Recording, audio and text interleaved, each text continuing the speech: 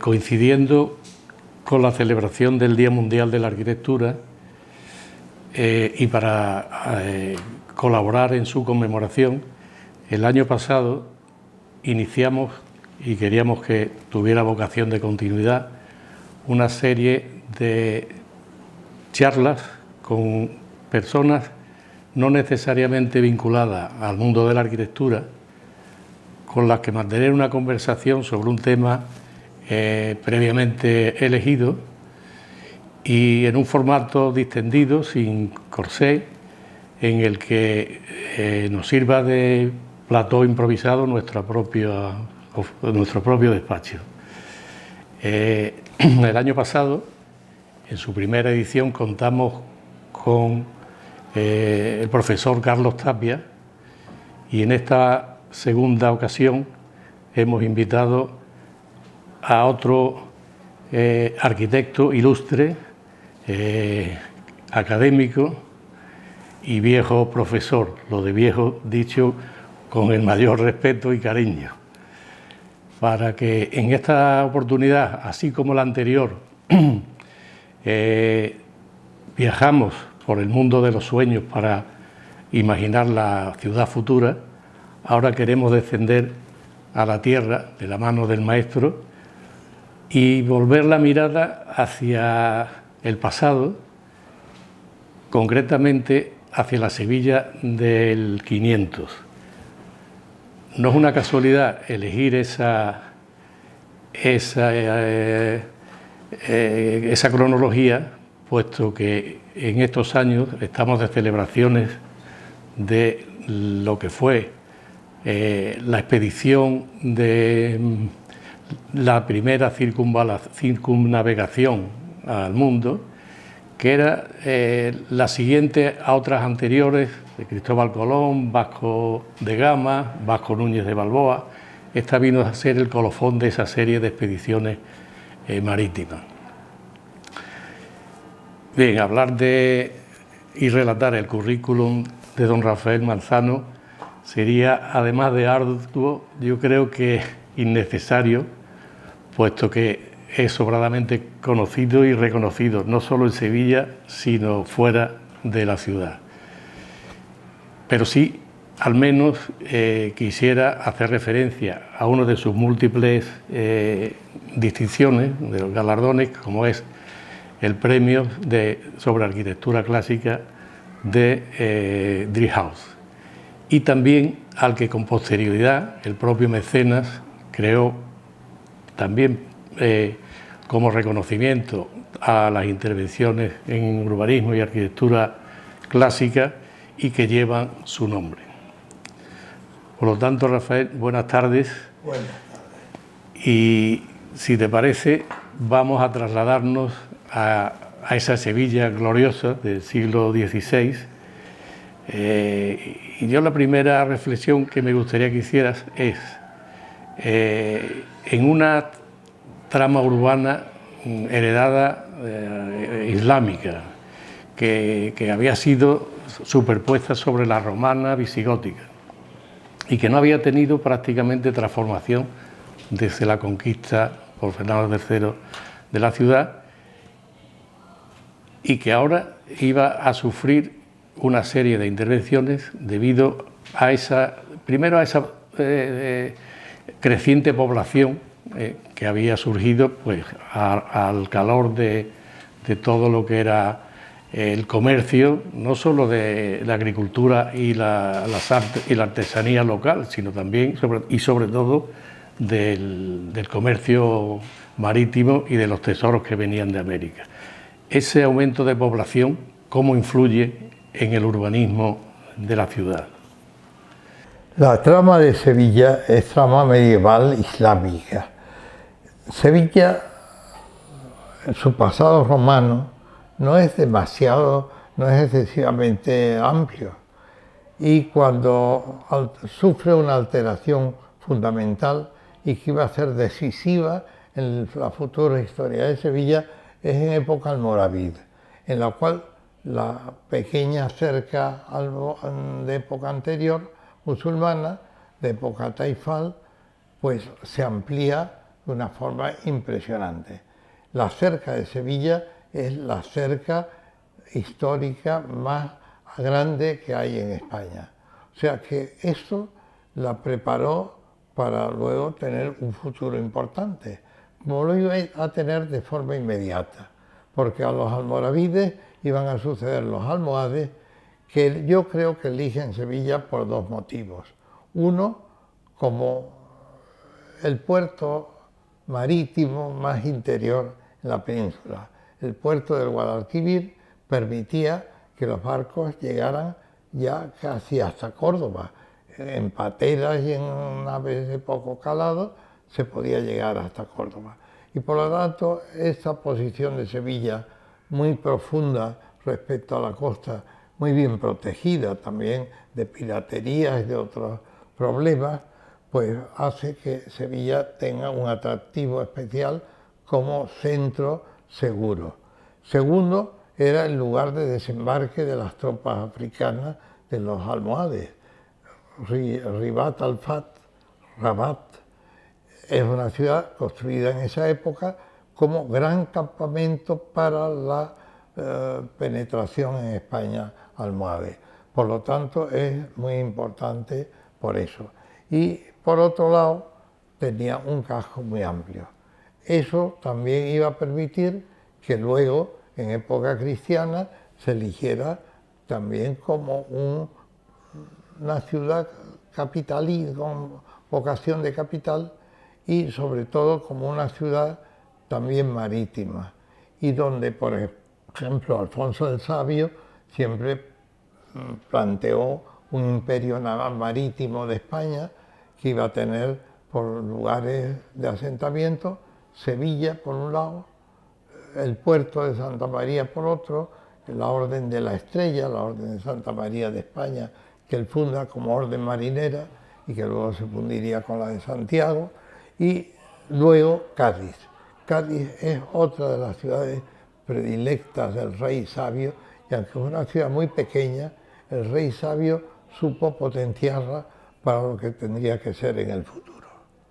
Claro, pero hablábamos del aumento de población, que inevitablemente, aunque la población había descendido desde la Reconquista, no solo porque muchos de los musulmanes se habían marchado, sino porque también los que acompañaban al rey San Fernando, pasados unos años, terminan volviendo a sus lugares de origen. Pero además de ese factor de incremento de población, al calor, como digo, de la bonanza económica, todas esas familias, no diría tanto la nobleza local, pero sí los banqueros y la burguesía que viene precisamente para hacer negocio, necesitan ya en ese momento hacer visible su nuevo estatus social. ¿Eso cómo se traduce? Sí, efectivamente, en un primer momento, Sevilla, tras la conquista cristiana, ha ido evolucionando, en primer lugar, por adición de unidades domésticas. O sea que de 2 o 3 casas musulmanas se solía sacar una cristiana.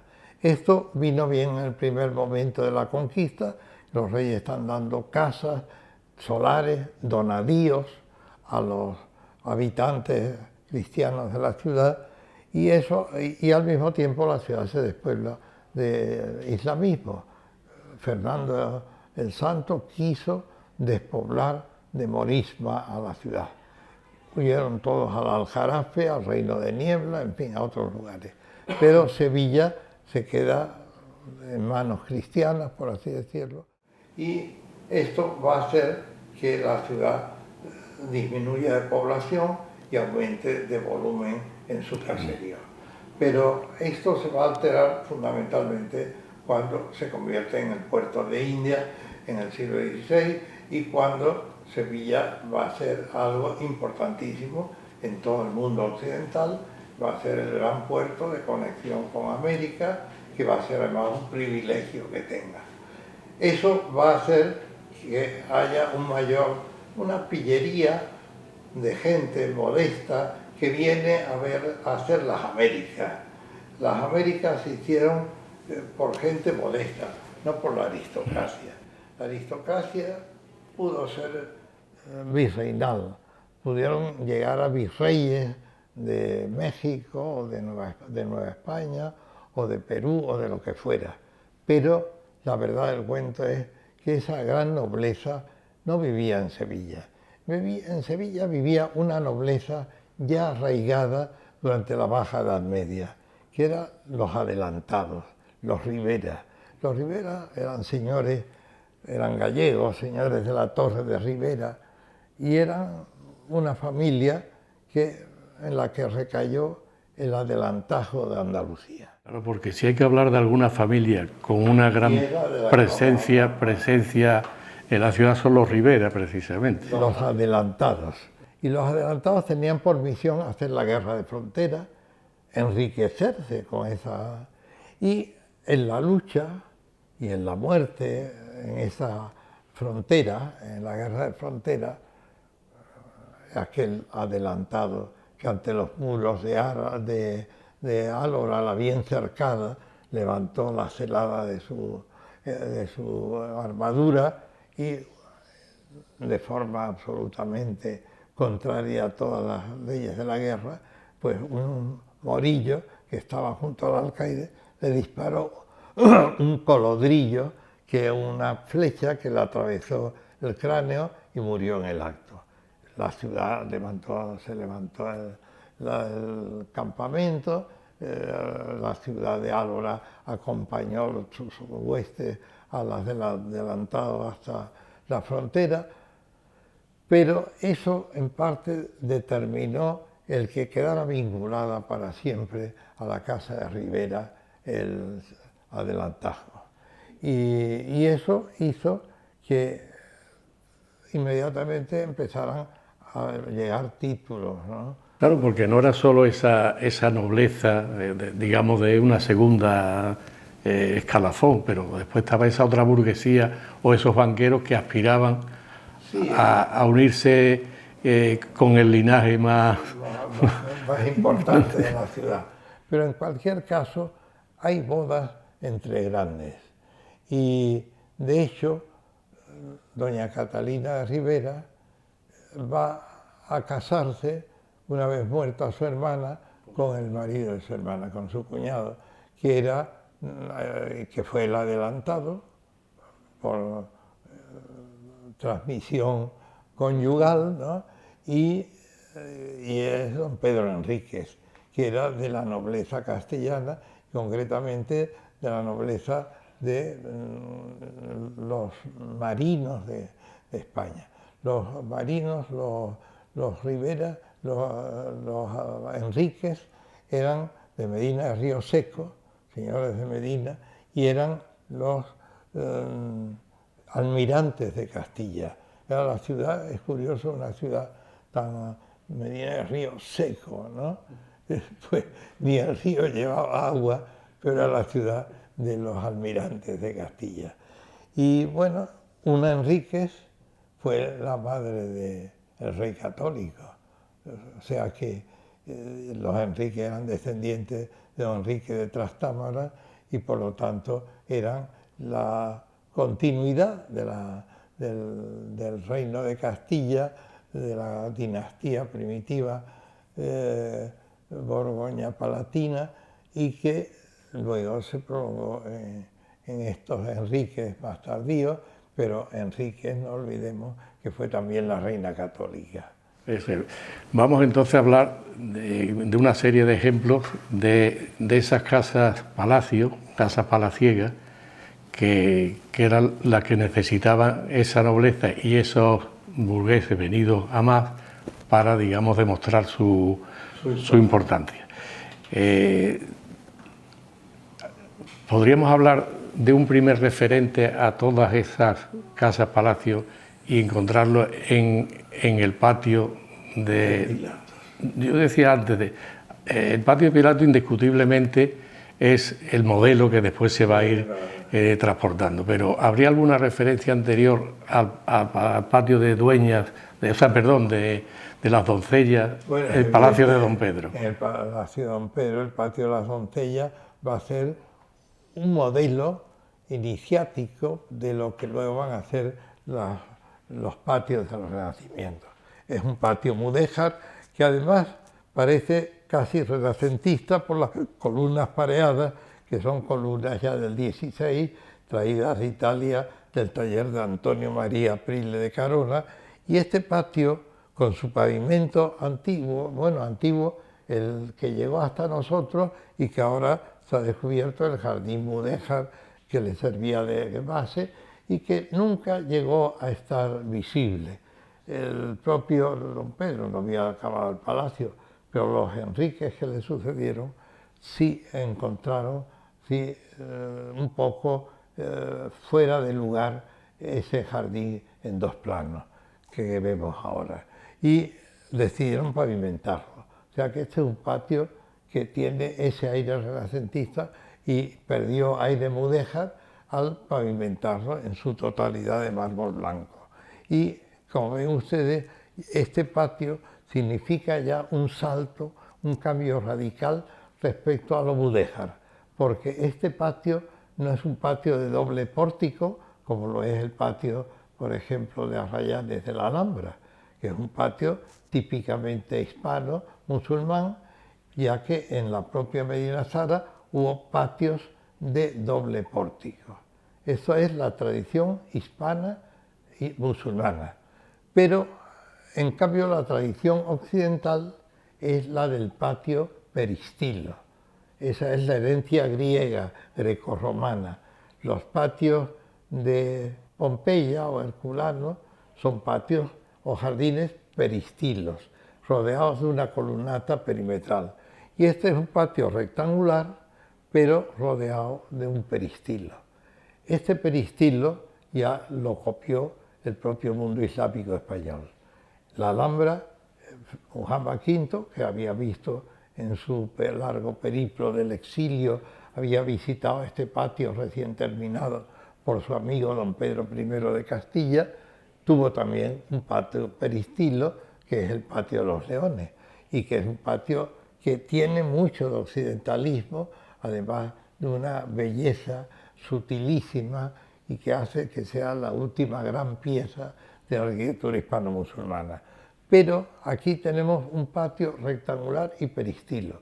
Eso va a ser ya una herencia de la casa cristiana del Renacimiento en Sevilla. Claro, porque, Rafael, hablar de Renacimiento como estilo puro es imposible, y menos en Sevilla. No, en Sevilla, en el siglo XVI, tenemos un entrecruce de culturas, de formas artísticas, que venían de un lado o de otro, y nuestra sensibilidad estaba muy atenta, muy próxima a coger lo que venía de un lado o de otro, mezclarlo y crear ese pequeño monstruo, pero único e irrepetible, que es el patio sevillano del Renacimiento. Es una cosa única y que no tiene nada que ver con los patios de ninguna otra ciudad castellana. Pero cuando hablamos de Renacimiento, yo diría que ni siquiera los arquitectos italianos de la Baja Edad Media, que lo que hacen es copiar, interpretar más que copiar la arquitectura clásica, pero la transforman, no es una copia, incluso influenciada por la tendencia cristiana, ¿no? O sea, que hay una mezcla interpretativa. Y nunca, yo creo que hay una ruptura entre... El Renacimiento no vino a ser una ruptura radical de todo lo anterior. El Renacimiento es una recreación de la cultura clásica, no es una repetición de la misma. El Renacimiento fue enormemente recreador del fenómeno estudiado por los arquitectos del Renacimiento italiano en las ruinas romanas. Por lo tanto, todo esto es un invento. Y algo de esto está también en los patios renacentistas, que se forran de alicatados de mosaicos, y eso es un tema también tomado del Islam, como tantos otros. Bueno, si hablamos del primer ejemplo, ¿no? De Pilatos. Pilatos es el modelo, es el gran invento. Y ya de ahí van a venir otras formas que además van a evolucionar muy rápidamente. Pero Pilatos es algo único y esencial y primario. Pilatos es la casa que construyen los Ribera, que habían vivido antes en unas casas que en donde está hoy San Luis de los franceses tuvieron por donación de Enrique IV de Castilla. O sea que ahí hubo un palacio mudéjar que precisamente un compañero nuestro, Fernando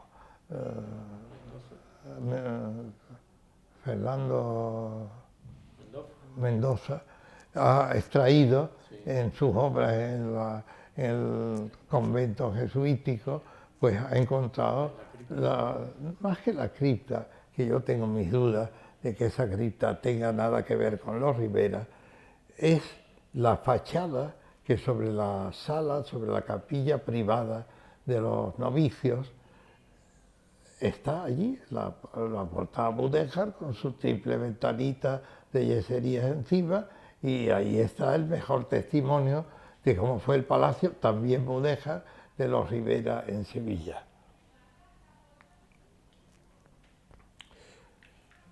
Los Ribera compran unas casas de un hombre público de Sevilla que cae en manos de la Inquisición, y todos sus bienes se los confiscan y los sacan a pública subasta.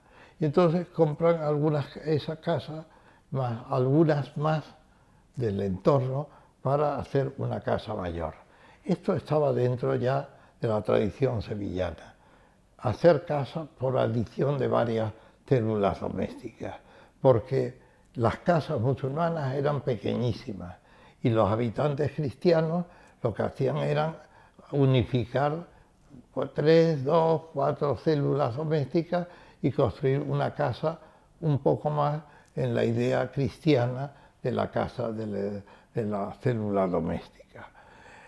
La casa de Pilatos, aprovechando algo antiguo, pero más bien poco, seguramente se aprovecharon algunos espacios, pues llegó a constituir una fórmula que iba a ser el prototipo de casa-palacio. Nunca se llamaron palacios, siempre se llamaron casas, casas de la judería. Le ha puesto el duque actual, el Ribera actual, que triunfa en Sevilla, pues se lo ha puesto a sus hoteles. Casas, casa de las dueñas, casa de Pilatos, etc. ¿Por qué casa de Pilatos? Pues porque cuando se estaba construyendo fue el viaje a Tierra Santa de un vástago de doña Catalina y de don Pedro de Ribera, don Fadrique Enríquez de Ribera, que iba a ser el heredero de la casa y que hizo un viaje a Tierra Santa. Una peregrinación entonces llena de peligros y que además, acompañado de unos amanuenses, pues va a ir describiendo día a día. De vuelta va a pasar por tierras italianas, por tierras de Génova, donde va a tomar contacto con canteros genoveses, con marmolistas genoveses, que extraían el mármol de Carrara y que fabricaban y producían en talleres inmensos grandes cantidades de mármol que exportaban. Gran parte de estos mármoles eran seriados, pero también aceptaban encargos importantes. Y ahora va a haber encargos importantes, primero para la propia construcción de la casa y segundo para construir las tumbas de los antepasados, formando un verdadero árbol genealógico en la Cartuja y colocando allí pues esculturas de adelantados que habían muerto en el campo de batalla, que no estaban allí enterrados, sino que eran adelantados puramente teoréticos, pero se pretendió tener una especie de árbol genealógico familiar en las tumbas que se hicieron en la Cartuja de las Cuevas, que fue una de tantas generosidades que tuvieron los riberos para con Sevilla. Doña Catalina fue una mujer dadivosa y que, de la misma manera que creó, completó y terminó las obras de la Cartuja de las Cuevas que había fundado don Gonzalo de Mena, el arzobispo fundador, pues ahora había construido también el hospital de las 5 llagas, llamado las 5 llagas por el escudo franciscano de las 5 llagas de Cristo, ¿no? Y por eso se le llamó también de la sangre, nombre que a mí me gusta mucho, porque es muy dramático, el hospital de la sangre vertida por las 5 llagas que eran el símbolo del hospital. Esta casa de Ribera va a crear un prototipo, y ese prototipo se asienta sobre 3 espacios abiertos, descubiertos. El primero es el apeadero, que es el patio a donde de llegada, de entrada, de acceso ya en el interior de la casa, no se queda el visitante importante o el propietario, no se quedan en la calle, entran en la casa. Y el apeadero es espejado, suele tener pocas columnas, alguna galería sí, para acoger pronto al que llega, tiene las caballerizas inmediatas, tiene otros salones donde se guardan los...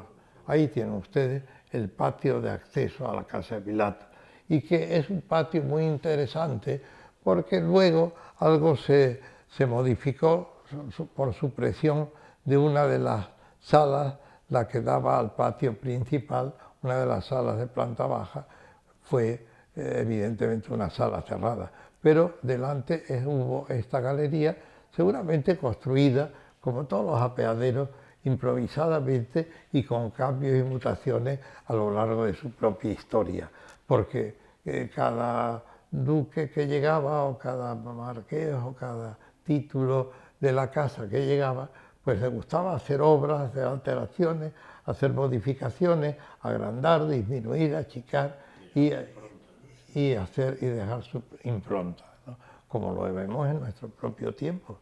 Tenemos un duque que no deja las cosas como están, sino procura mejorarlas y casi siempre lo logra, y que es un gran jardinero, ¿no? Y esto es un primer patio que siempre tiene, ahí hay una gran bugambilia que hace unos años lo tapaba todo, ¿no? Pero la bugambilia ha sido un poco castigada para dejar vista la arquería. Hay momentos en que se deja más presencia y más prestancia a la arquitectura, y otras épocas en las que triunfa la jardinería, y la jardinería a veces es invasora, es invasora. Si seguimos, si vemos la diapositiva siguiente, bueno, ahí tienen ustedes el patio principal. Después de este patio de entrada, de esta introducción a la casa, viene el patio de honor. El patio de honor es un patio geométrico, y ese patio, el Renacimiento, lo transforma de rectangular, como era el propio que hemos visto del Alcázar, del patio de las Doncellas del Alcázar, lo transforma en un patio cuadrado. La ópera quadrata es un modelo de perfección geométrica, y el cuadrado tiene sus ventajas, pero tiene sus inconvenientes. Por un lado, la belleza de la geometría, pero por otra, que el conjunto, al ser cuadrado, pues tiene mucha anchura y poco fondo. En un patio rectangular, el sol penetra más cómodamente, porque penetra por su lado mayor, cuando está orientado debidamente. En cambio, el patio cuadrado tiene el inconveniente de que el lado sur, que sería la arquería que vemos aquí a la derecha, que no existe, que falta, esa galería sur en 2 plantas proyectaría una sombra tremenda. Ya ven ustedes aquí la gran sombra que proyecta un solo piso. Si estuvieran los dos, no entraría el sol en el patio. Y esto se dieron cuenta sobre la marcha y decidieron suprimirlo. O sea que ya el Palacio Sevillano del Renacimiento nace con 4 galerías sobre columnas en planta baja y con 3 galerías solamente en planta alta. Y pronto veremos que esas 3, en la copia inmediata de este palacio, que es el de las dueñas, pues se convierte en un ángulo simplemente en planta alta. ¿Y en qué ángulo? Pues en el ángulo fundamental, en el ángulo opuesto a la puerta de entrada. Aquí, en el ángulo al pie de nosotros, está el acceso a este patio por una ancha galería que nos conectaba con el apeadero y que salía por ese ángulo opuesto al que tenía como perspectiva y fuga de fondo esa cubba, ese salón de honor, ese salón que llamamos ahora de la chimenea, porque tanto aquí como en Dueñas está ahí siempre una chimenea importante y antigua, y el salón de honor, la cubba, que siempre fue el aula regia, el aula fundamental en todo palacio islámico español, pues se sitúa en el ángulo opuesto. Este patio, por lo tanto, hay que verlo según la diagonal, según lo estamos viendo ahora. ¿Qué vemos en primer término? Pues vemos en primer término el suelo. Este suelo es un suelo de mármol, como puede verse, pero este suelo de mármol sustituye a un suelo de barro, con unos medallones parecidos a los interpretados en piedra en mármol en el siglo XIX, cuando se sustituye la solería de mármol antigua por esta solería de mármoles. Es una alteración que, bueno, alguna vez se ha pensado. Porque otra de las cosas que se sustituyen son las antiguas pilastras por las columnas. No, pilastras no. Bueno, de ladrillo, ¿no? No, yo no creo que... Este patio yo creo que se concibió sobre columnas. Se concibió sobre columnas, como lo es el patio de los Leones y como lo era también el patio del Alcázar. El patio del Alcázar tenía columnas musulmanas reutilizadas, traídas de palacios cordobeses en la Edad Media, y don Pedro las reutilizó. Pero estaban a veces rotas, fragmentadas, o repegadas en tres trozos. No sabemos que tenía ya dobles columnas, pero que en los ángulos lo que tenía era una columna muy gruesa, seguramente romana, reutilizada, y a lo mejor algún capitel corintio romano, vaya usted a saber. Y se sustituyeron por las pareadas y por las triples, que forman muy hábilmente, muy limpiamente el ángulo, y son columnas traídas del taller de Antonio María Aprile de Carona. Este taller, con el otro, el de Aprile y el de Pace Gaccini, son los que trabajaron para la Casa de Pilato. Por ejemplo, la fuente es de Pace Gaccini, mientras que las columnas son de Aprile. Y de Aprile es la portada de acceso al edificio. Ahora la veremos. Y la mayor dimensión del arco. O sea que el problema de estas columnas de Pilatos radica en que son columnas muy extrañas las de dos de sus frentes. Son columnas campaniformes. A ver si ahora nos acercamos y encontramos algunas. Bueno, aquí estas no son campaniformes. Estas son de las que llamamos de moña, que son italianas. Las campaniformes, ¿por qué están aquí? ¿Por qué en todos los edificios de los Rivera hay esas columnas campaniformes que son privativas de ellos? Pues porque esa columna campaniforme, las más bellas son las del claustrillo de la Cartuja, son imitaciones hechas en la distancia de las columnas nazaríes. Los reyes de Castilla, acompañados por don Pedro Enríquez, entraron en la Alhambra y don Pedro Enríquez se enamoraría de aquellas columnas y las mandó copiar, pero no se las supieron copiar. Nadie supo dibujarlas y traerlas y trasladarlas aquí. Se copiaron luego en los ventanales, en las bíforas de este patio, pero ya en el siglo XIX. Lo que se interpretó fue el fuste nazarí. En la Cartuja, la interpretación del fuste nazarí es muy rigurosa, porque el fuste está anillado por esas anillas que como ajorca de una dama decía Ibn al-Jatib al hablar de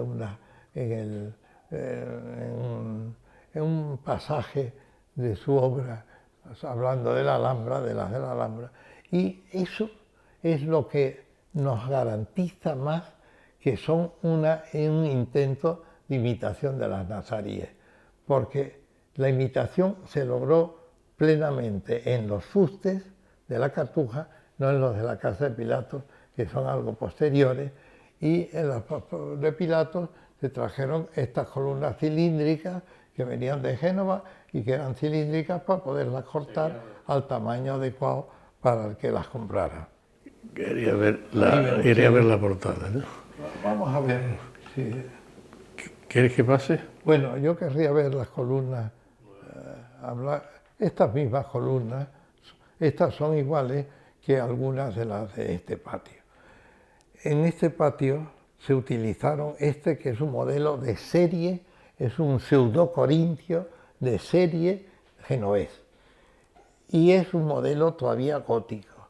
Y este es un modelo que se debía de fabricar allí de serie por toda una serie de marmolistas que trabajaban en sus propias casas y luego los grandes marmoleros las compraban de serie y las mandaban en el barco, iban en la procelosa sentina en el fondo, ayudando a la estabilidad del buque y a lo largo, al ser cilíndricas, no se arañaban, iban acuñadas unas con otras y luego los capiteles se apilaban, las basas eran basas áticas con mucha molduración y 4 garras o 4 hojas en los ángulos, y estas columnas, las más antiguas que tenemos en España, están en Jerez. Son las 4 columnas que hay en los 4 ángulos del claustrillo gótico de la Cartuja de Jerez, que es una maravilla que desgraciadamente no podemos ver porque las reglas cartujanas nos lo impiden, pero son una maravilla. Y en las 4 esquinas, el autor de este patio, que yo creo que fue un Álvarez portugués, en Jerez hubo un Ferran Álvarez portugués, terminado en S y no en Z, y que trabajó en el castillo de Borja, en el Palacio de los Rivera en Borja, y en lo de los Ponce, la casa de Ponce León de Jerez, y dejó mucha huella. Pues yo creo que un poco a la inglesa quiso en los ángulos dejar unos pinjantes de cuelga, y se movieron, porque no supo cómo hacer el colgante y cómo estribarlo para que no se resbalase.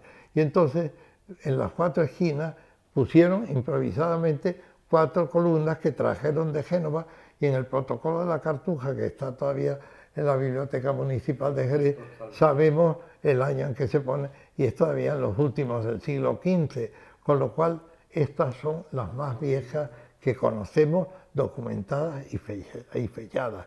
Y fue un acierto fantástico porque en medio de la pesantez de los contrafuertes góticos que tiene cada módulo de arco, aquellas 4 columnas marmóreas tan blancas de un material exquisito, son verdaderamente una muestra de la máxima delicadeza del gótico tardío que llegó a través de la Catedral de Sevilla a las canteras de Jerez y allí arraigó como en ninguna otra parte.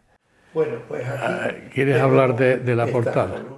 Que arraigaron también en Pilatos y que sustituyeron pronto a estas campaniformes que no son muy atractivas y que se debieron labrar aquí en Sevilla, porque aquí nunca ha habido buenos canteros y esas son más malas que hechas en cargo.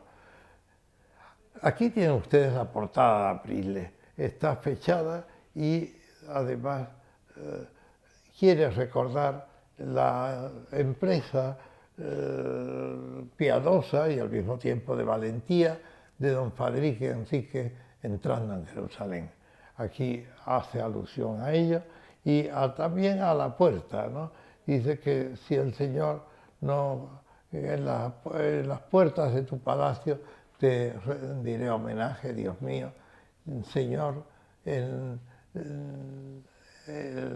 la puerta de tu casa bendice a esta casa. Y arriba pone la fecha y los días de entrada en Jerusalén y la cruz patada de Jerusalén con las 4 cruces menores, la cruz que también usó como cardenal de Santa Cruz el cardenal Mendoza. Y fíjense ustedes que todavía la balustrada alta es una balustrada gótica, labrada en Italia sin duda.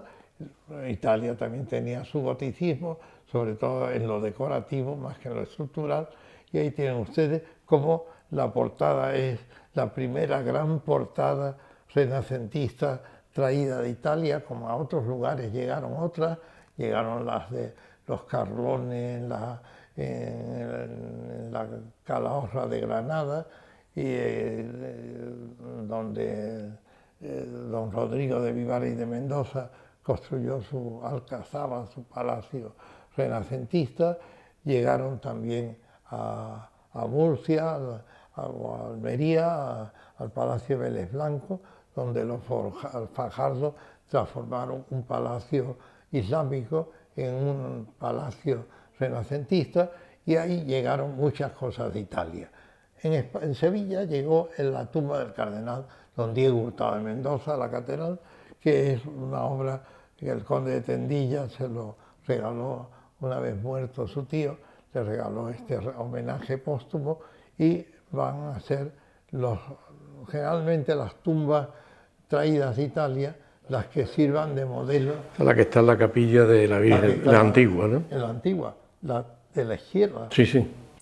Porque en el siglo XVIII ocurrió algo que a mí me interesa mucho, y es que hubo que hacer otro sepulcro enfrente para el arzobispo don Diego de Salcedo, el arzobispo Salcedo, ya en época barroca, y por un artista tan consumadamente barroco como era don Pedro Duque Cornejo. Y don Pedro Duque Cornejo, por simetría y por elegancia, quiso copiar en pleno siglo XVIII la tumba de don Diego Hurtado de Mendoza. Y en los detalles surge la caracterización barroca, pero el conjunto es una copia casi idéntica al pie de la letra del de enfrente, para jugar con una simetría perfecta, que también es algo válido. O sea que por primera vez vemos cómo un artista de su época renuncia a su época por razones de estética y de composición y de conjugación con una arquitectura preexistente. Bueno, ahí tienen una bellísima portada. Vamos a ver qué más. Ahí ven ustedes el patio. Podríamos pasar. En el patio ven ustedes al fondo unos tondos. Fíjense ustedes que este patio, ¿no tendríamos una foto de este patio? ¿Otra foto? Pues no lo sé si hay alguna En la más. que se vea todo el patio. Vamos a separar lo que son. Esto ya es del jardín. No, yo creo que está antes. Es anterior. Bueno, ahí tiene usted. Este patio tiene muy pocos elementos renacientes, muy pocas raíces italianas. Porque vamos a dar marcha atrás y vamos a intentar.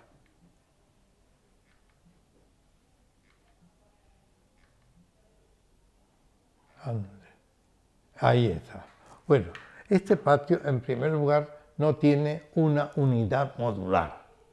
Para un patio ser renacentista debería exigírsele una unidad de medida en la columna, que sí, efectivamente son todas más o menos iguales o parecidas, pero el módulo debería ser idéntico en todos los tramos y repetitivo. Sin embargo, aquí se acogen a una vieja fórmula hispano-musulmana, que es la de crear un vano de mayor tamaño, incluso de mayor altura en la tradición mudéjar, en el Alcázar, por ejemplo, que ese arco mayor enmarca la portada de las habitaciones principales. Pero como aquí las habitaciones principales están un tanto arbitrariamente dispuestas en planta, pues eso hace que haya de pronto un arco más grande allí, y luego otro muy estrecho, y otro más estrecho a este lado, y aquí otro más grande que coincide con la portada que tiene enfrente. Y eso le quita esa unidad criteriológica y de composición que exige el Renacimiento. O sea que esto lo va a ir corrigiendo, y en el propio Palacio de las Dueñas veremos que se ha intentado llegar a una modulación más unitaria. Pero aquí surgió esto así y así se quedó. Y esto, por otro lado, tiene sobre el capitel un gran abaco macizo. Eso es porque el arco mudéjar es un arco semicircular peraltado. ¿Por qué es un arco semicircular peraltado? Porque es un arco que proviene de la tradición islámica del arco de herradura. Si al arco de herradura, para cristianizarlo, le capamos el ultrapasé, la herradura, la penetración de la herradura, pues nos queda un arco peraltado. Y ese arco peraltado se desarrolla en Toledo, en el Toledo mudéjar, pero arraiga ya también en la tradición musulmana nazarí, por ejemplo. Y entonces los arcos nazaríes ya no son arcos de herradura, son arcos semicirculares peraltados. ¿Por qué? Pues porque el arco de herradura se destina al uso sacral, a la mejita. La mejita sí sigue usando arcos de herradura, pero el arco de herradura se convierte en una forma artística y arquitectónica de carácter simbólico y religioso. Entonces, por eso, aquí tenemos un arco que es semicircular, pero para marcar el semicírculo, que es lo que lo hace renacentista, al peraltado se le hace una cornisilla y se convierte ahí en un elemento que va a reiterarse luego en todos los patios de la Sevilla. Sin embargo, en los vanos mayores lo que hace es rebajarse, ¿no? En los arcos mayores se rebaja. Y además hay arcos muy peraltados y otros que son muy anchotes y más o menos mal conformados. Todo se decora con yesería mudéjar, con ciertas torpezas que son muy de un arte en conformación, un arte que se está creando en ese momento. Y es que las yeserías, yo digo que las yeserías son las últimas yeserías de un taller de yesistas moriscos. O sea, si se fijan ustedes, arriba en las enjutas hay una serie de círculos con decoraciones hexagonales de distintos tipos en su interior, a veces florales, pero están ahí colocadas pues un poco de forma un tanto indeterminada, ¿no? Se coloca la más grande en el ángulo y luego se colocan dos más, pero estos son moldes, modelos que tenían los yeseros en sus talleres. Y yo creo que el saldo final fue a parar, algunos se repetirían allí mismo a pie de obra y se consiguió cubrir todos los vanos de la galería alta. La galería baja se trabajó más y en la galería baja hubo un tema que también es como una duda del yesero que la estaba dibujando. En primer lugar, hace un arco que es de medio punto y festoneado, como es frecuente en la decoración islámica. Pero aquí se le superpone un arco apuntado gótico, o sea que estamos en la crisis entre el gótico y el renacentismo, y se hace un arco apuntado que es un arco que se decora con gallones. Estos arcos con gallones existían en el arte nazarí también. Y aquí se superpone el arco de medio punto al arco apuntado con una cierta indecisión. Y luego todo se alfiza, pues como es normal, con temas de grutescos, con temas de ataurique, con temas vegetales, etc. Pero aquí surge también un elemento inopinado, que es la balustrada. La balustrada gótica es una balustrada pétrea, frente a toda la decoración menuda y de yeso de este palacio. Eso es un cambio de escala, un cambio también de material muy brutal y sorprendente en cualquier caso. Son las balustradas de la galería alta a modo de triforio de la Catedral de Sevilla y están hechas en Jerez por los canteros jerezanos y venían al muelle de la Piedra, de aquí, de la orilla del Guadalquivir, donde los grandes pantalanes, las grandes barcazas que traían la piedra desde el puerto de Santa María por vía fluvial, pues se desembarcaba allí y todo era para la catedral, pero también se traían algunas piedras más que los nobles habían encargado para ellos. Y entonces, dado que en el Islam no hay una tradición de antepecho, el antepecho o es de madera, que para el mundo cristiano es un tema frágil, poco importante, o es a veces de yeso, es un antepecho enyesado, pero no hay un tema muy característico de antepecho de gran categoría para un patio alto. Primero porque los patios altos son siempre una galería mínima, es en uno de los frentes y donde hay un entresuelo. No son, las casas musulmanas no suelen tener todas dos plantas. En cambio aquí estamos jugando a un patio de planta dúplice y de una mayor monumentalidad. Y por lo tanto se cogen estas cosas góticas y estamos por lo tanto aquí entre lo islámico, lo mudéjar que tiene más formato islámico, lo mudéjar que tiene algunos influjos cristianos medievales y ahora pues con el gótico puro tardío de estas galerías altas, de estas balconadas altas de nuestra catedral. Y esto se va a convertir casi en un sello de la casa, en un sello de todos los palacios del 16 sevillano. Todos por algún sitio le sale la claraboya gótica esta tan bella y que a veces pues donde tienen que pegar dos pues las pegan malamente. Eso es una cosa muy frecuente en Pilato, que hay a lo mejor dos porque no coinciden con la modulación, porque se van adaptando como buenamente se puede a las diversidades de tamaño de las luces de las logias altas. Bueno, ¿pasamos a dueños o quieres decir? Pasa esto, pasamos la escalera, el salón de honor. El salón de honor está siguiendo la costumbre hispano-musulmana tapizada de azulejos. Ahora ya aquí no son alicatados, no son mosaicos de piezas recortadas, sino ahora son ya, es el momento de máximo esplendor de Triana, de la cerámica trianera, y estos son azulejos de cuenco y arista. Hay algunos pocos de cuerda seca, pero el cuenco y arista con temas góticos, con temas renacentistas, con temas, por supuesto, mudéjares, con todo género de temas decorativos y también con falsos mármoles.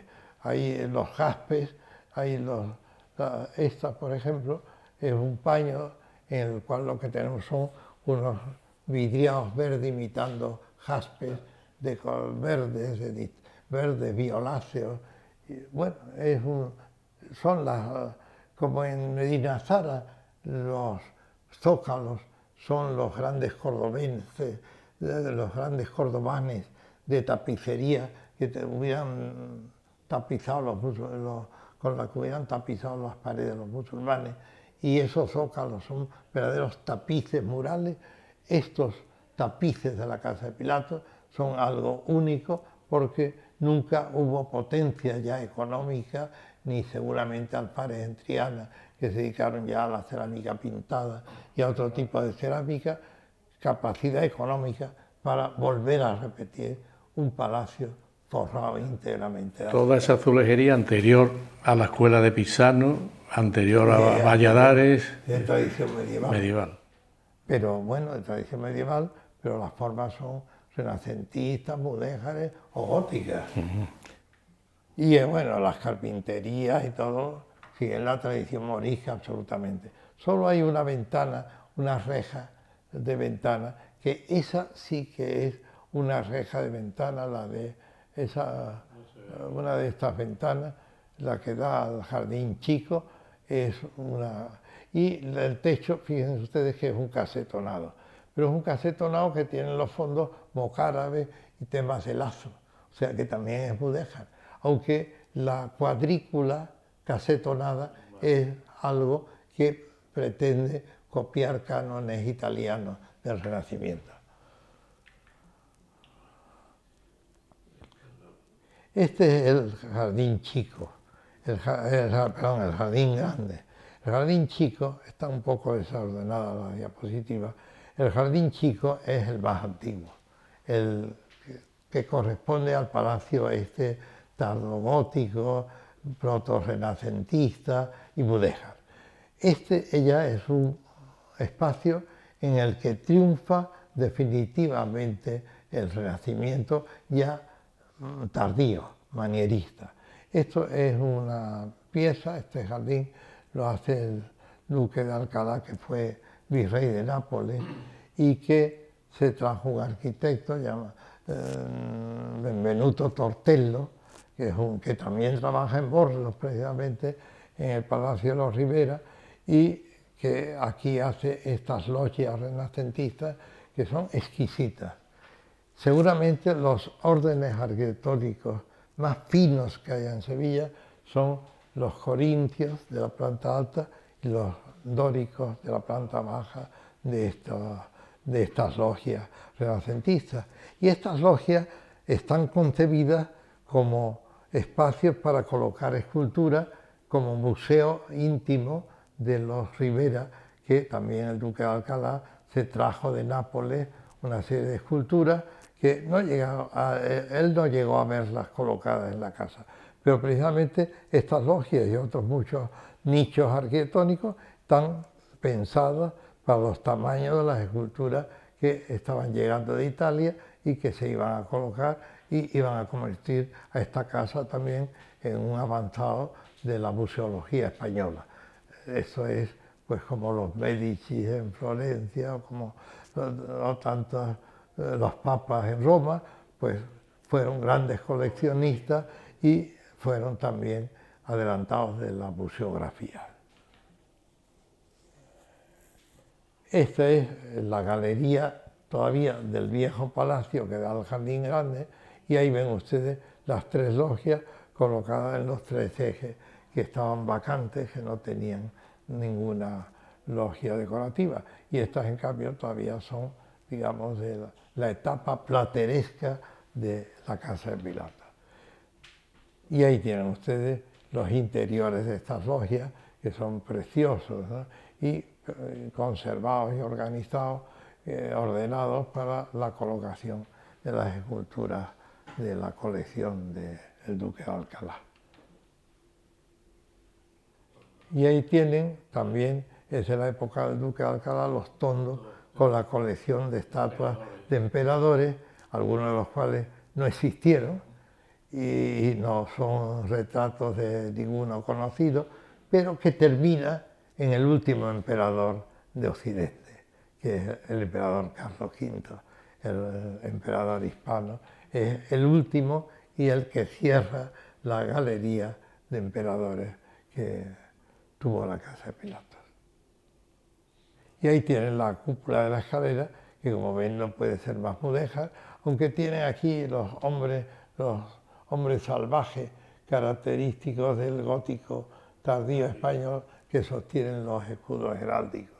Es muy arquetípico, lo encontramos también en la puerta de Marchena del Alcázar, etc. Pero la bóveda es una bóveda esférica de mudéjar de lazo. Y ahí tienen ustedes algunas de las obras más tardías.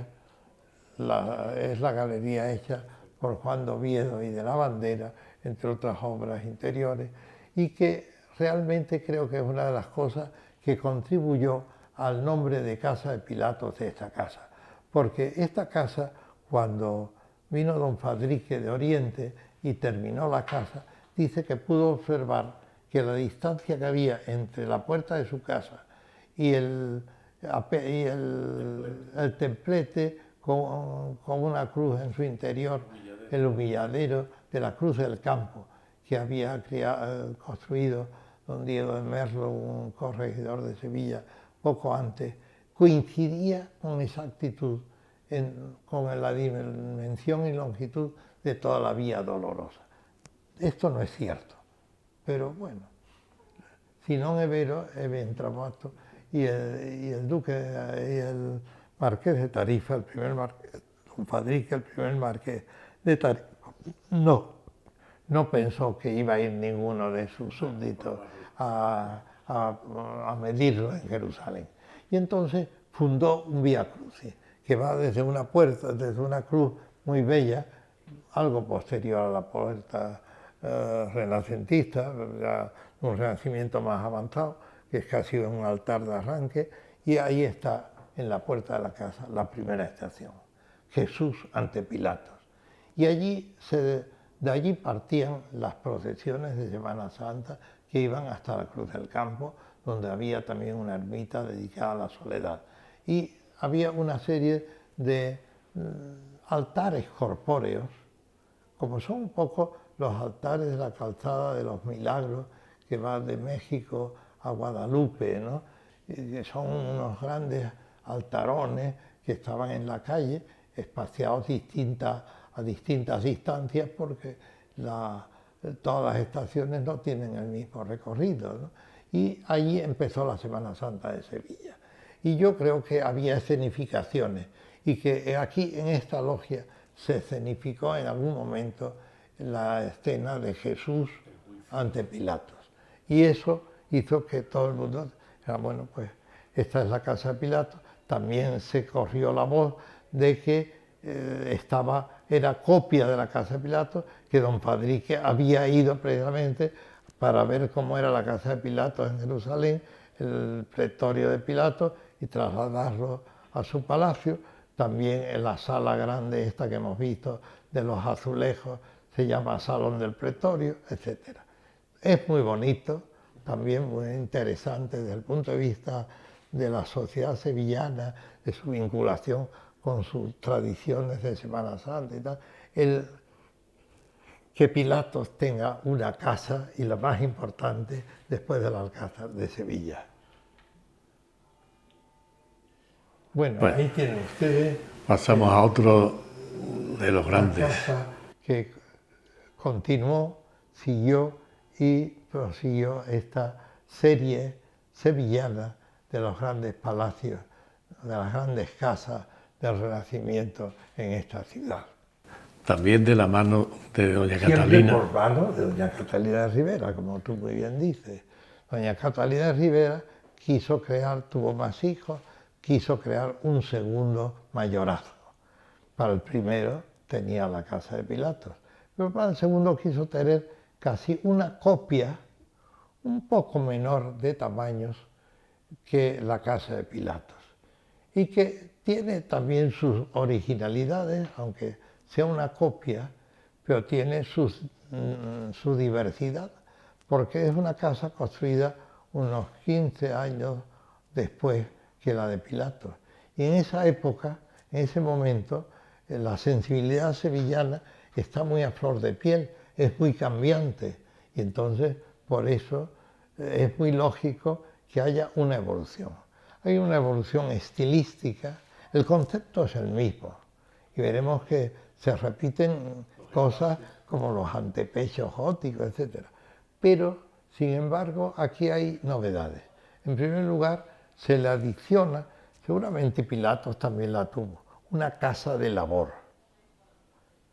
Las casas sevillanas suelen tener, y las de los pueblos de la provincia, suelen tener junto a la casa palatina o a la casa doméstica de uso cotidiano, de uso del señorial, pues tienen un espacio que suele ser un molino, suele ser unos espacios para guardar el grano, y suele ser también lugares donde vive algunas de las familias que en época de siega tal van al campo a cultivarlo.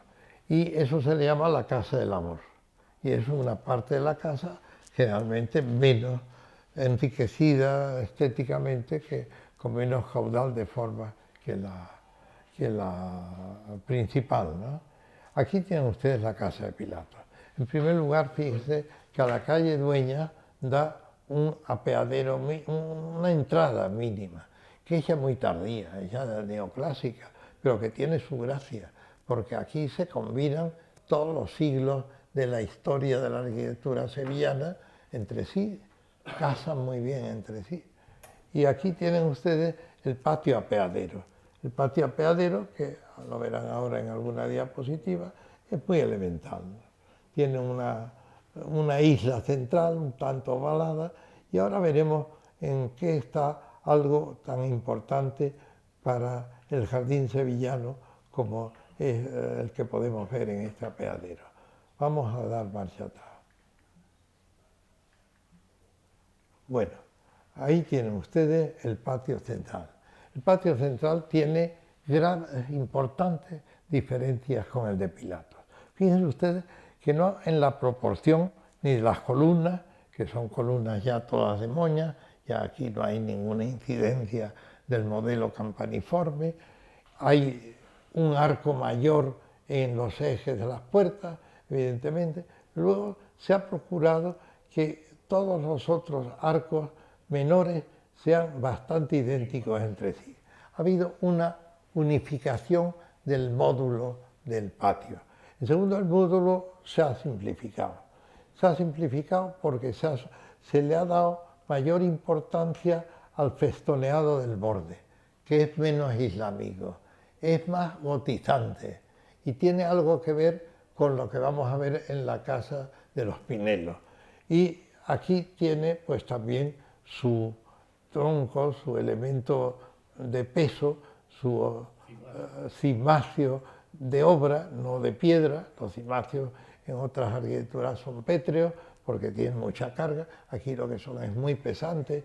Y fíjense ustedes que el alfiz mudéjar se ha sustituido por una pilastra renacentista de grutesco.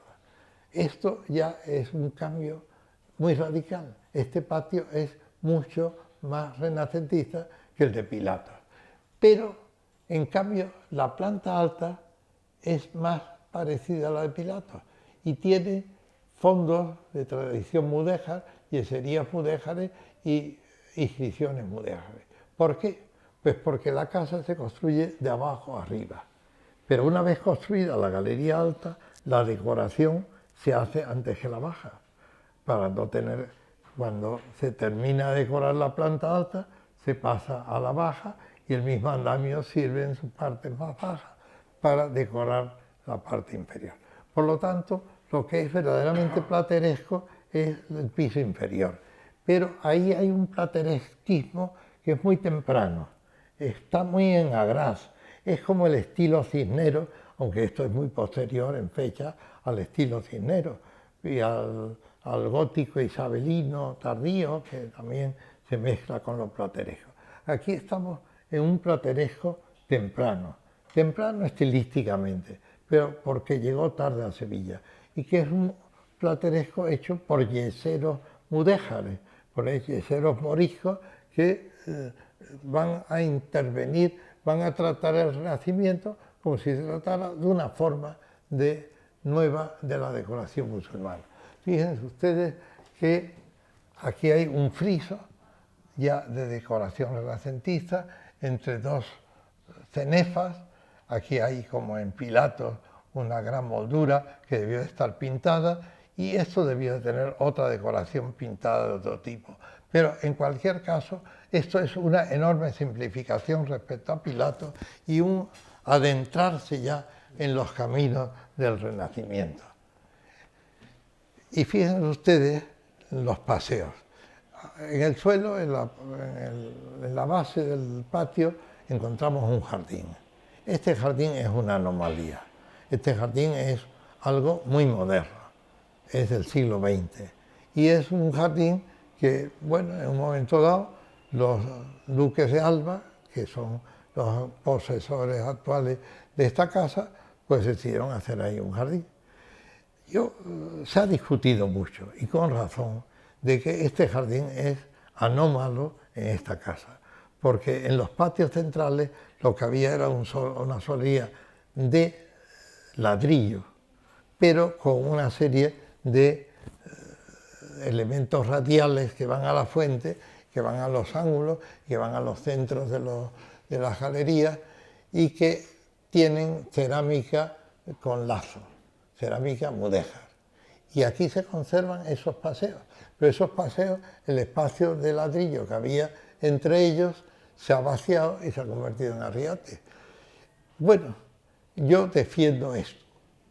Defiendo esto porque, por una serie de circunstancias, el Palacio de las Dueñas se ha convertido ya en un gran jardín. Bueno, algunos han llegado a decir que era un jardín marbellí, ¿no? Yo creo que no tanto, pero hay evidentemente, todas las Dueñas es un inmenso jardín, y en el cual hay una continuidad entre los espacios descubiertos, entre el jardín perimetral, el jardín propiamente dicho, el apeadero, todo ello es un jardín. Y por lo tanto, el patio central sirve conexión entre todos los jardines periféricos del palacio. Bueno, es una interpretación. Yo digo que es una interpretación errónea, no lo discuto, pero que tiene también su belleza. A mí me gustaría un jardín más renacentista, más sobrio, pero creo que lo que hay es lo que hay, y por lo tanto es a lo que debemos ceñir.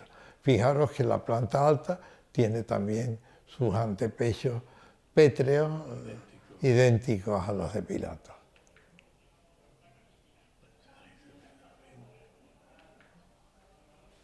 Ahí tiene el apeadero, muy moderno de concepto, ese arco es modernísimo. Y ahí tienen ustedes la vista del patio principal desde las galerías, ¿no? Solo hay una galería que conserve su techo primitivo, pintado, y este es el salón más importante de la planta baja, es sin duda este, que tiene en el fondo esos arcos, que por supuesto la cristalería es moderna, pero estos tres arcos son antiguos. Son antiguos y tienen un pequeño jardinito delante. Ese jardinito de delante es el jardín, el modelo de jardín que tienen todos estos palacios renacentistas de Sevilla y todas las almunias y alquerías que hay alrededor de la ciudad en el Aljarafe. ¿Por qué? Pues porque este jardín está irrigado, el de Pilato está irrigado con agua de pie de los caños de Carbona, pero también tenía su pozo para extraer el agua, tener la noria en alto para tener presión de agua en las partes bajas, y sobre eso a veces se hacía un pabellón de jardín que era un umbráculo como el de un brete para proteger al animal que da vueltas y saca el agua, y a los que se reúnen allí en amable conversación en un lugar fresco, especialmente en alto y con frescura.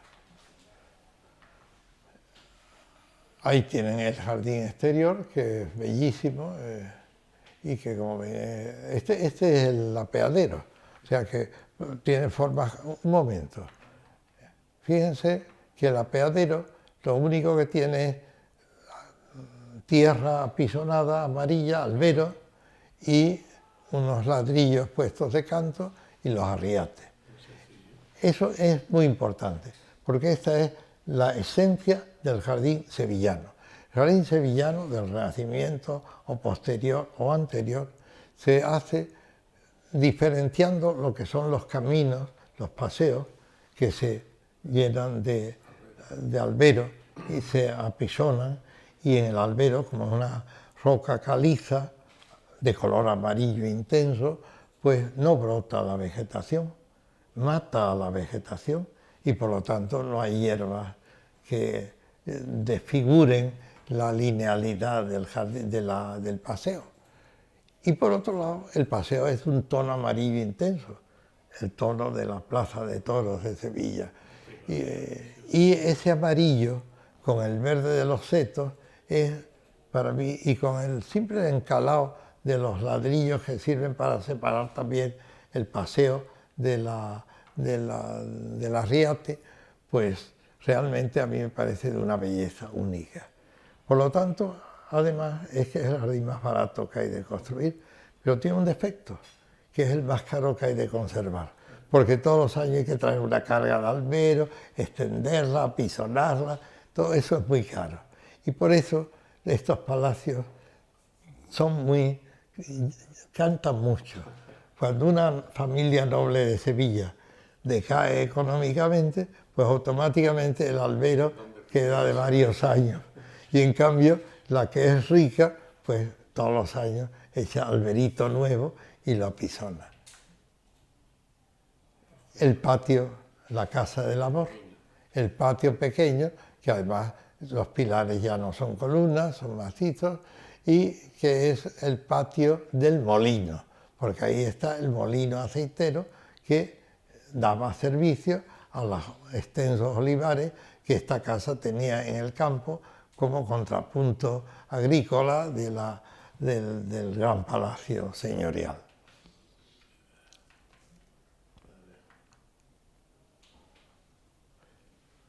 Y estamos en Pinelos. Los Pinelos fue una familia italiana de gentes de la mar, de traficantes marinos. Fueron los que se vinieron a Sevilla desde su Génova natal para centrar su negocio con América. Y están desde el primer momento, o sea, son consejeros de los Reyes Católicos y le aconsejan la fundación de la Casa de Contratación de las Indias. Yo muchas veces me he preguntado si no habría en Génova alguna casa de contratación como institución marítima similar a la que ellos trajeron a Sevilla y aconsejaron a los Reyes Católicos. Pero él es uno de los primeros regidores de la Casa de Contratación de las Indias. Y se construye un palacio. En este palacio también están implicados los Rivera, porque don Francisco de Pinelo tuvo una hija y dos hijos. Los dos hijos fueron canónigos y la hija fue amante del duque de Alcalá. Pero afán. Dio a luz un hijo que fue luego clérigo, obispo de Badajoz, luego arzobispo de Valencia, patriarca de Valencia, beato, santo, autor del palacio del Colegio del Patriarca de Valencia, donde hay azulejos italianos, sevillanos de Triana, en fin, San Juan de Ribera. Son los padres de San Juan de Ribera. Y por lo tanto, esta casa que se hizo lentamente, supongo, según también las posibilidades de gasto de esta familia, y es una casa lujosa, pues es desde luego mucho más pequeño que las dos casas matrices del Renacimiento en Sevilla. Pero es una casa muy bella, muy proporcionada, y que tiene también sus tres espacios: su pequeño apeadero, su palacio, su patio central cuadrado y muy perfecto. Ya se han perfeccionado esos cambios de eje, esos errores de bulto, ya no hay una puerta mayor, un arco mayor centrando la portada de la crujía inmediata, y ahí ven ustedes que es un patio mucho más avanzado estilísticamente. De la época del Palacio de las Dueñas hay uno, pero no es un palacio, aunque pudo ser palacio, pero ya en esa época no lo era, que es el convento de Santa Inés. Santa Inés tiene un patio plateresco que es muy hermano de las yeserías de las Dueñas. Era de Doña María. Pero esto es un paso adelante que además no tiene más que copias posteriores. En el siglo XIX estos palacios se pusieron de moda y se hicieron muchas copias, pero que no son auténticos, no son del XVI, pero este sí es del XVI. Y fíjense ustedes que esto tiene decoración plateresca, pero decoración plateresca de más profundidad, de más fuerza expresiva, de más relieve que el proto-plateresco de las Dueñas y también del convento de Santa Inés. Esto es ya el plateresco vasto a la española, el plateresco de origen lombardo, el plateresco que hicieron en Castilla, todos los artistas de la piedra, pero que aquí se sigue haciendo en yeso, en el material disponible, porque aquí no tenemos cantera más que en Jerez. En Jerez se hizo plateresco como este en piedra, pero en Sevilla no. Y en Sevilla no era acoplable a un patio frágil, a un patio columnario que tiene encima un arco muy frágil, muy peraltado, y que tiene, como ven ustedes, un intradós muy bello con decoración de grutescos. Aquí tiene el patio alto, que aunque alguien ha dicho que lo hice yo, no lo hice yo, pero estaban las columnas ahí debajo, y lo que sí coloqué fue esta maravillosa terrajería gótica, todavía muy gótica, con macollitas góticas, con macollas intermedias también de pura forja gótica, y que procede de Levíes, del patio de Levíes. El patio de Levíes se tiró lamentablemente, siendo don José Hernández Díaz, director de la academia, alcalde de la ciudad, y Sancho Corbacho fue y eligió una serie de cosas que algunas instalé yo en el Alcázar y otras las instalé aquí. Le venía bordado, desde luego, y no había un patio tan regular, tan perfecto en Sevilla, y que además no tenía antepecho, con que por orden municipal la pude instalar ahí, y ahí están todavía, y espero que estén muchos siglos más. El apeadero, el pequeño apeadero, que no es exactamente lo que debió de ser, pero bueno, es lo que ha llegado a nosotros, y que tiene, lo mejor que tiene son los techos que son con ladrillo por tabla, pero con ladrillo liso, en azules, en ocres, pero no con dibujos. Pero es muy elegante la fórmula, más modesta y muy elegante. Yo pienso que el duque de Alcalá también debió de contribuir a la terminación de la decoración de la casa de aquella doña Teresa de Pinela, que le dio 2 hijos canónigos, que le dieron le dio al duque de Alcalá un hijo santo, y al padre, a don Francisco de Pinelo, 2 hijos canónigos de la catedral, que por cierto arrancaron la hoja de bautizo no se encontró, ¿no? De su hijo, de su sobrino, para que desapareciera toda huella física de su paso por la tierra. La escalera, que es muy bella y que está en un ángulo, cosa habitual, ¿no? Y que es una escalera que tuvo que tener un artesano Mudéjar. Yo no lo tenía cuando yo la restauré, y tuve ocasión de que me regalaran un anticuario que no sabía lo que hacer con él, un gran artesano Mudéjar, muy vasto y castellano, pero me venía ahí de molde, y ahí está, y por lo tanto tiene lo que tenía que tener, que era un artesano Mudéjar, pero los que entiendan mucho sabrán ver que no es sevillano. Ahí tienen el patio. Estamos en Mañara. Bueno, el contrapunto de todo lo que venimos diciendo, y con esto acabo, es la casa de Mañara, la casa de la familia de los Vicentelo de Leca, italianos afincados y emparentados con los Mañara aquí. Ahí nació el venerable don Miguel de Mañara y Vicentelo de Leca, que fue el reformador, el renovador de la Santa Caridad en Sevilla, del hospital, de la hermandad, etc. Y que fue capaz de construir todo el hospital sobre la base de las atarazanas antiguas, con una iglesia prodigiosa, con una teoría teológica expresada perfectamente en su propia decoración magnífica, pintada por Valdés Leal y por Murillo, y que, bueno, es la caridad de hoy. Pero que tuvo esta casa, que es una casa bellísima, y que es la interpretación tardía de la casa sevillana del Renacimiento, pero más influida por Italia y por los mármoles italianos que allí llegaron. Y es una casa que ya tiene un patio apeadero. El jardín es minúsculo, pero lo importante O sea, ahí hay jardines residuales. El apeadero es mínimo, como ven ustedes. Tiene una portada, una puerta, sí, traída de Italia, fantástica. Y el patio es espléndido, tiene una fuente italiana muy bella, etc. Y el patio alto tiene pilares. Ahora lo vemos. No sé si hay alguna foto. Bueno,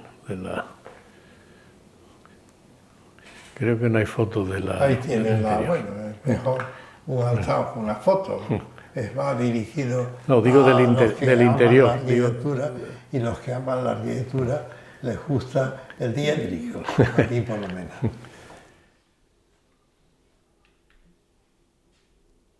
Ahí tienen la portada, es impresionante. Es ya de fecha más avanzada, no es menos italiana, pero también lo es. Tiene un orden dórico en vez de trilifos ménsulas, que esto es serliesco, es un orden muy serliesco.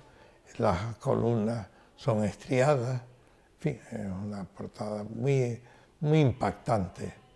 Recuerda mucho la que los Rivera implantaron, no los Rivera, el cardenal Tavera, pero en Toledo, en el hospital de Tavera, pues la portada de la iglesia, una portada parecida a esta, pero con arcos. Bueno, yo creo, Rafael, que has hecho una revisión de los prototipos más importantes.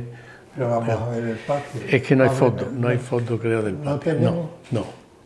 Bueno, no. Bueno, Esto esto ha salido aquí en sí. Panta.